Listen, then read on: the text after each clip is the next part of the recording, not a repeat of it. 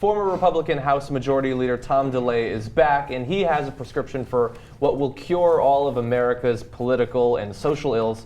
He was on the Global Evangelism television network earlier this week talking about the role of religion in government. I think we got off the track when we allowed our government to become a secular government. When we stopped realizing that God created this nation, that He wrote the Constitution, that it's based on biblical principles, and we allowed those that don't believe in those things to keep pushing us away from the government.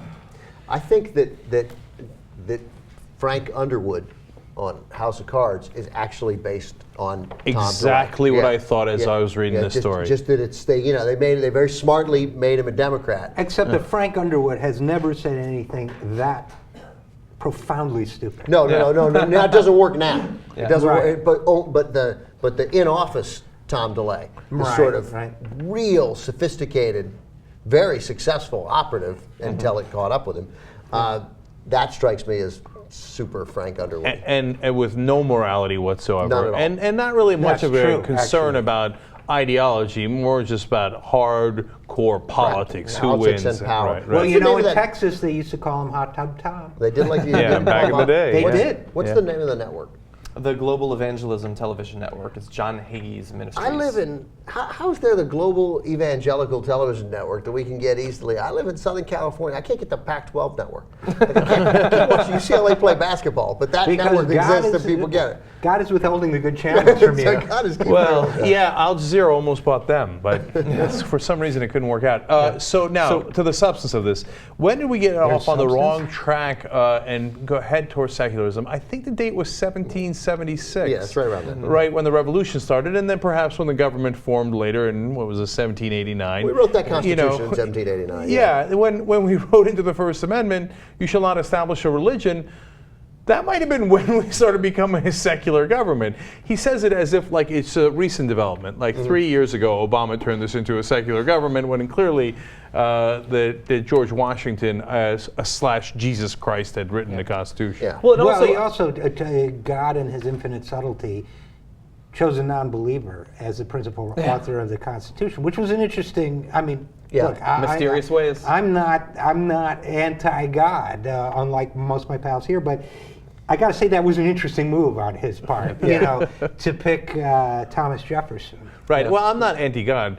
I'm just not sure he exists. If he exists, then I'm definitely pro-God. That would be a wise position to take. I think I'd still be against him. But so we've got some more from Tom DeLay, which we'll get to in just a second. But I do want to say that to the Christians who believe that God wrote the Constitution, whatever that's supposed to mean, I don't think you should want him to have been ultimately responsible for the Constitution, because that means that all of the incredible flaws with the Constitution as originally written and as amended can be traced back to God, which means that apparently God loves slavery, doesn't have a huge problem with it, allows it to go on for a number of decades after the Constitution is put into effect.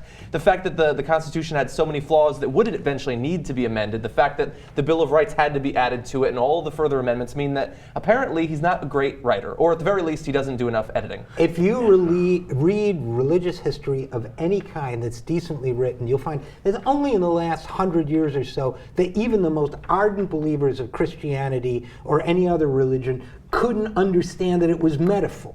That it wasn't literal reality. This literalism of the Bible is a very recent phenomenon. Yeah. Yes, and That's interesting. Yeah, that makes sense. And by the way, even before the Bill of Rights, the Constitution says that we shall not establish any religious test for office, which is a curious thing for God to write. Well, he didn't think it'd be necessary. Like, it was- Christianity rocks. Yeah, It was a head fake. I spent my entire career as a leader in the House of Representatives, sort of focused on 2 Chronicles 7:14. If my people who are called by my name humble themselves, pray, seek my face, and turn from their wicked ways, I will hear from heaven, forgive them of their sins, and heal their land. And I've taught it to my members. I led it in Bible studies. I'm trying to lead members of the House to Bible studies, focused on that. I even sealed off the rotunda of the Capitol, thinking that of all people, the leaders of the nation need to take 2 Chronicles 7:14, and we sealed off the Capitol so that for 3 hours, leaders from the House and the Senate got on their knees, seeking the face of God and praying.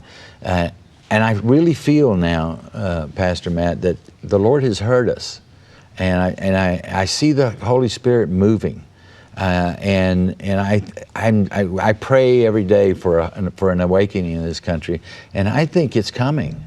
I feel like Pastor Matt was thinking right at the end, who fucking booked this guy? And by the way, Tom looked totally buzzed.